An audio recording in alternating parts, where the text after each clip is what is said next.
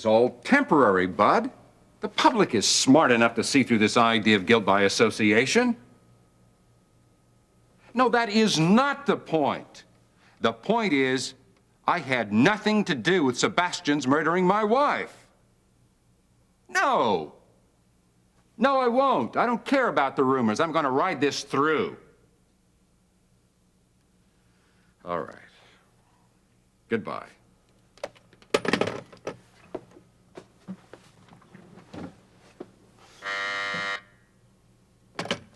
What? Well, tell him I don't want to see him. He does he? Wait a minute. On second thought, send him in. Right.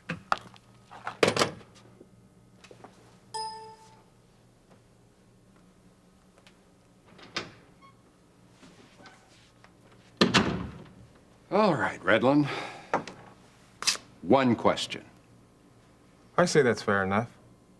Are you going to yield to the pressures being put on you by the public and your party and resign from office?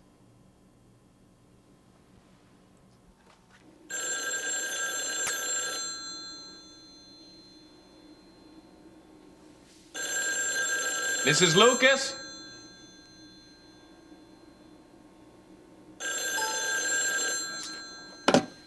Yes. No, Preston Carpenter isn't home right now. No, actually, I wouldn't. I don't have a pen or pencil with me, and... Look, whoever you are, you've caught me at a bad time, and frankly, I don't... Who? No, I'm afraid you're mistaken. Phyllis Carpenter is in the Rose Hill Sanitarium. Oh, no. Oh, wait a second. Here, I seem to have found a pencil. Yes, you're calling from Cambridge Manor Sanitarium. With a list of your rates. Very interesting, very interesting. Please, go ahead.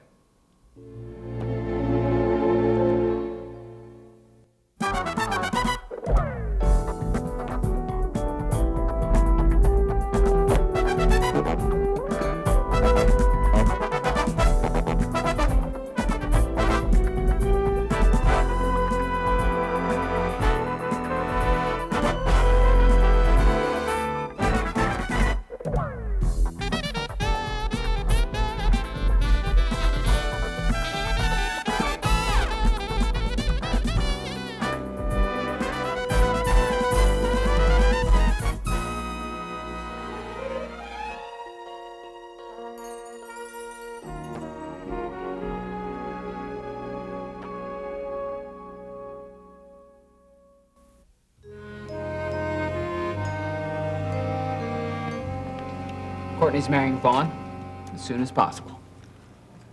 I'm sorry. Yeah. Miriam says she's doing it just to break off our relationship, so I won't be a temptation to her. Since she couldn't have what she really wants, you see. She's burning up bridges, Mom. She's making sure that what she feels for me won't be an issue. Well, that sounds to me like it's pretty foolish thinking, don't you think? Oh, of course I think that. Well, then maybe that should tell you something about the level of maturity in this relationship. Oh, don't give me that. Nobody's mature when it comes to love. You're sure that's what it is? Yeah.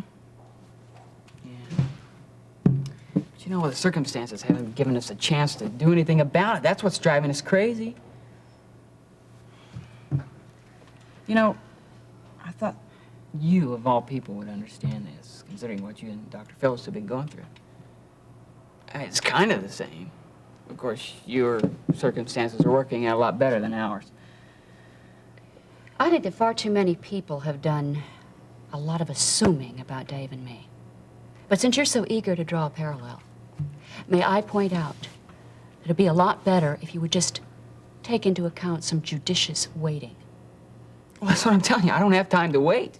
Look, maybe this isn't what you want it to be, but maybe this is what it's supposed to be. God's will? Yeah. Where's the mysterious peace that I'm supposed to feel, huh? I wish just once we could have an uninterrupted conversation with him here. Hi. Hi. Oh, bad timing? Not as far as I'm concerned. What's up? Well, I was just going to John Brubaker's. He said he has a new lead on the Dar es Salaam Bible, and I thought you might like to come along. You don't have to ask me twice. Take me away from all this. What? I'll explain later. Let me just get my coat. I'll be right with you. Thank you. You have no idea how helpful you've been. Thank you very much. No idea at all. Did I just hear the phone ring? Well, now, if you heard it, why didn't you answer it? Oh, I was in the pantry. I accidentally dropped a jar of... Well, I took care of it. Well, who was it for? It was for Preston, actually. And the message? Thank you, but I'll relay that personally. But you might not be here when he comes in. Well, then he'll get it when I get back.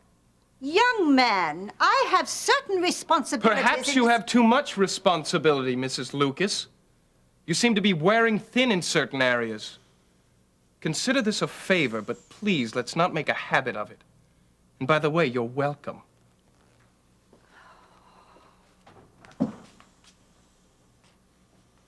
Pressure? What pressure? I'm not feeling any pressure. In fact, I just talked with Bud Fletcher.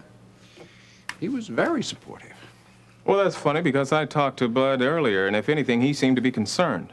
He mentioned the image of the party, and he talked about the crucial election year and how harmful a scandal like this can be. Oh, am I personally involved in any scandal? Is that a serious question? Very. I was a victim of Sebastian Knight just as Kate was. Yes, and Kate was his victim because of your actions. He never would have felt it necessary to stop her from talking if you hadn't given a reason to destroy your candidacy. That is the most convoluted piece of logic I've heard in this year. Is it really? Well, the people of Kingsley don't think so. You know, the Chronicle did a little telephone survey, and it seems that 70% of the constituency think you ought to resign, Congressman. Well, you know public opinion and how fickle it is. Why don't you ask them tomorrow or maybe 2 weeks from now? This whole thing's going to be forgotten inside of 2 months. Mm-hmm. Yeah, well, we will keep asking them. And then inside of 2 months, it's going to be up to 100% because I intend to keep this story on the front page so they can't forget. Is that supposed to be some kind of a threat? Wow. You're a public figure, Congressman. I don't think I have to justify doing any kind of story about you. And every time I'm going to lead off with Lee Carruthers, Congressman to Kingsley's 16th District, whose wife was murdered by his campaign manager because he was trying to stop her from talking about an affair that the congressman had with a political aide. For a newspaperman, that's a terrible lead line. I'll clean it up in rewrites. Look. I had no idea what Sebastian was up to. And I am not going to be made to look like I did. Oh, now those words are real familiar. You know that? Didn't one of our presidents say something like that? The guy that was in office about 10 years ago. He said something like that when his subordinates broke into the offices of his opponents. And wasn't he eventually forced to admit to being responsible to the whole thing? You have your statements. Now, please leave. Funny how history repeats itself. Oh, by the way, are you going to stand by your statement of not being pressured to resign? Yes. It's just that it's going to look kind of silly beside the other information that I have. But no matter. Have a nice day, Congressman.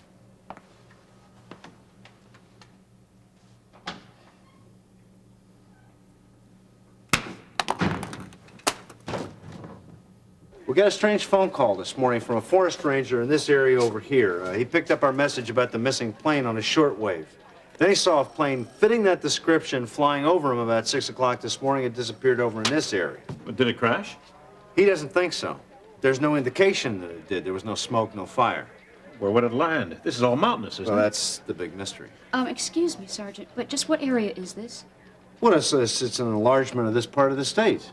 This area is about 2.5 hours north of here by car. I thought so. I think I may just have an answer to your mystery. Really? Most of this area is wild, but some of it isn't really that mountainous. Small part of it was farmland as recently as maybe 20 years or so ago. That's when they made it into a state park. I grew up right around there. Well, that's a long way of saying what? That there may still be some open fields, and one may be large enough for a plane to land on. Well, now the forest ranger investigated this, didn't he? Did he say that there was some area that would be large enough for a plane to land? Well, that's where the bad news comes in. You see, at the same time this was happening, a group of campers were reported missing on the other side of the state park. So the forest ranger and the state police were all dispatched to take care of that. Well, isn't there anyone who can follow up on this? Well, not until there's campers are found, anyway. I know this is not in your jurisdiction, John, but don't you have some people you can send up to look around? I would like very much to do that, but our force is spread very thin right now due to this prison break. What prison break? Hugo Lancelot, the guy that kidnapped Miriam Mason, he slipped out of the penitentiary yesterday in the back of a delivery truck. So getting that character back behind bars is my top priority right now. Until you do, our people, if they didn't crash, will be long gone. I will send someone up there just as soon as there's someone free, and I'll go up and investigate it. Yeah, well, thanks. Well, that's that, isn't it? I don't think so. I think you and I should go up and look around there.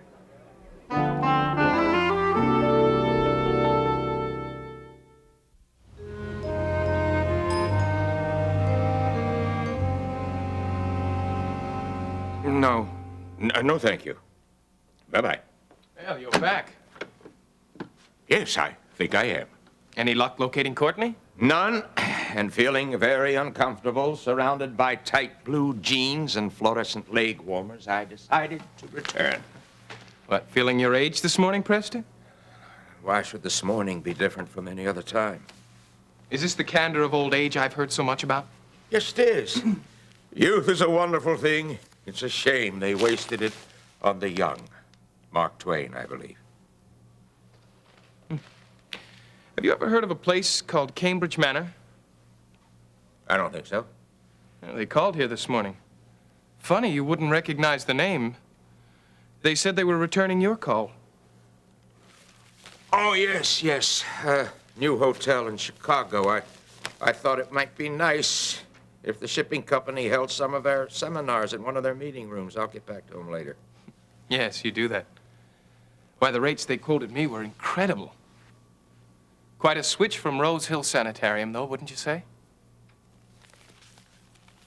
Has Courtney any idea of your plans to dump your mother in that flop house on the south side? You see, I've made a few calls of my own. Well, then you know no decision has been made as yet. But I think you've deliberately kept me in the dark about this, Preston. My feelings are hurt. I'm sorry. I'm surprised they're so near the surface. Really? And I'm surprised that yours, those noble and celebrated feelings for Phyllis, have disappeared. Otherwise, there's no explanation for what you're planning to do. Except one. That Phyllis has deteriorated to the point where it really doesn't matter where she's kept. That's what's happened, hasn't it, Preston? And if it has? Well, now, there's where it gets interesting. You see, I've had to do a lot of long, hard thinking about this. I hope it wasn't too much of a strain. Excuse me. You're planning on breaking away from my family, aren't you, Preston? Now that Phyllis doesn't need the extravagant care she gets at Rose Hill, you don't need the Sumner family. And wonder of wonders, here's where it really gets interesting. Now that you no longer need the Sumners, Courtney no longer needs me. That's why you were so anxious to locate her, wasn't it? To inform her that it's no longer necessary to marry me. A bold move on your part, Preston. I'm actually impressed. I only wish you would show such prowess with your business dealings. But try it. You just try it. And anyone you've ever worked with, anyone who's ever respected you, is going to realize that you're just willing to sacrifice your wife's well-being so that it's financially easier on you. But it makes perfect sense. I know this area as well as I know Kingsley. What could happen? You could find them and put yourself in danger. Did you forget about the airport yesterday? Look, they could be in trouble themselves. If that plane crashed, they may need help. And Dave's a doctor, I'm a nurse. They're We could go- criminals. They've got guns. We're not going to do anything foolish. All right. We don't even know if it's the same plane. This whole thing could just be a wild goose chase. Well, in that case, then it will just have been a pleasant experience. We will have a nice drive out in the country. Well, what do you think, Dave? I think this is all crazy. Oh. No, look, this is twice we thought the Dar es Salaam Bible was gone for good. And twice we've been told where to find it. Now, you even made a comment about it the first time. Remember, John? No. Oh, come on. When Russ came into Harold's office and told us that the people we were looking for, he saw at the hotel. I mean, you made it... Well, that gave us our first clue to go to the airport to look for them. You made some comment that you thought someone is watching over us. Yeah, but that's just an expression. Well, maybe just an expression, but this time I think it's true. Well, if God or fate or whoever it is that's arranging the circumstances is doing what they're supposed to do, then why are the campers missing? Why are the people who are qualified to deal with that situation not free to do it? Now, don't go crazy on me, John. Me? All I'm saying is that Terry and I are in a position to investigate, and I think we should. Okay, I repeat my original advice. I think that you're putting yourself in danger the same way you did yesterday at the airport, and you're setting yourself up for target practice today. Oh, you've been watching too many police shows, John. We'll be fine. Yeah? Well, don't say I didn't warn you. I don't know, Dave. Maybe he's right. Oh, now don't listen to him. He's just upset that he miscalculated about yesterday. And now he's sorry that he can't go with us today. Do you really think he'd let us go if there was any real danger? I don't know. Would you? Let's put it this way. Your chances of finding something are very slim, but if you do, I don't want any heroics. Good. Oh, do I look like that kind of guy? I never do.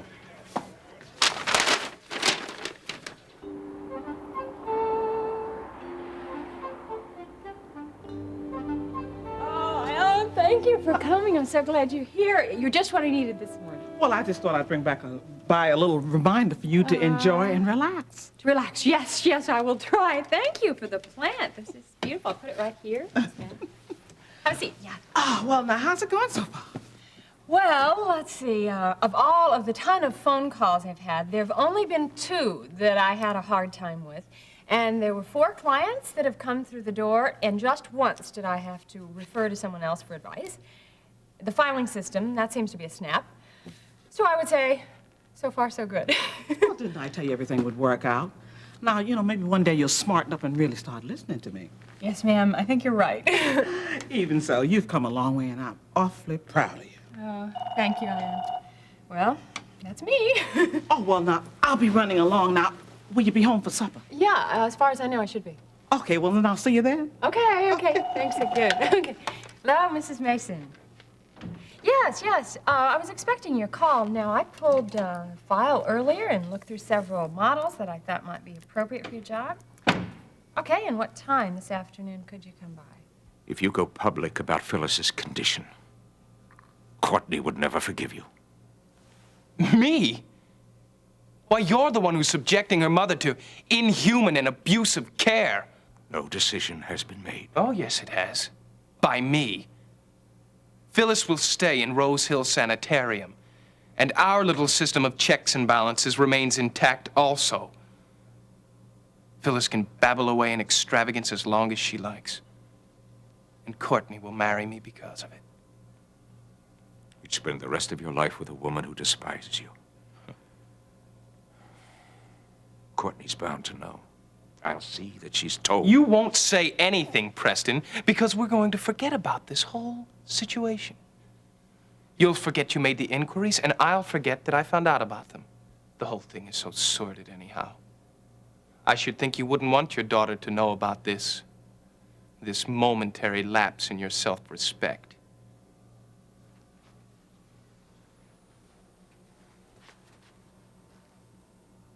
But you know, I was wrong about one thing.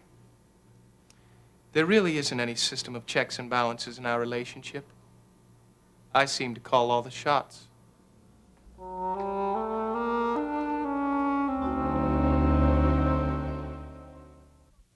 And if your daughter should come back...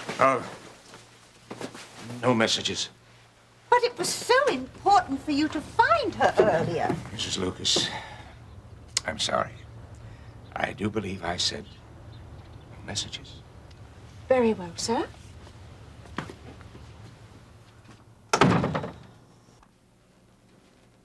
Oh, and tell Peter if I'm not home for dinner, he's to finish up that stew. No ordering pizza or going out for fast food. Why not? That's what being on your own's all about. Do I have to write that myself? I'll write it, but I'm not signing it. Don't worry, he won't blame you. He'll recognize my style. Would you like to check my spelling? I trust you. Oh, did you see where I put my gloves? No, where? That is a serious question. I don't know where I put them. Oh, here they are. Oh, good. You ready? Yeah. Let's go. Oh, do you think I should make a pot of coffee and then put it in a thermos to take with us? No, just bring the thermos and we'll stop and get coffee someplace else. Okay. Oh. Hi, guys. Hello. Going tobogganing here? It kind of looks like it, doesn't it? Yeah. No, we think that we may have found where the Dar es Salaam Bible was taken. We're going to run up to Grandma's old farm and take a look up there. So if you need anything, Hold on. Grandma's. How'd this happen? Well, the plane that got away in yesterday was seen going down in that area. Oh, it crashed? Well, your mother has this funny idea that they may have landed somewhere. Hold on, I don't get it. The police are going to let you guys go up there? This is pretty complicated, isn't it? Among other things. Yeah, well, listen, why don't you go out and start the car? I'll stay here and explain things to him, and I'll join you. Okay, it's a lot saner than it sounds. Well, it better be, Doctor. Peter, the police, for various reasons, mainly because there's a very thin force on, can't go up there. And since I know that area so well, I thought Dave and I would just go up there and take a look around ourselves. Say, were you the last one to use this? Yes, or was of I? course I do. You guys think you're Batman and Wonder Woman or something? What is Good. this? You remembered to wash it out. Yes, I did. Okay. Mom. Now look, Sergeant Brubaker knows what we're doing, and he approves. Sort of. You're not being very convincing with me. Here, this will explain it more. Okay. Mom, will you stop a second? Peter, have you ever known me to do something dangerous or irrational? Yes. Well, this isn't one of those times. Trust me. Okay. Listen, we're going to continue that conversation we had later, okay? Later. Right. Okay. Okay. Okay. Bye-bye. Bye. Hey, be careful. Always.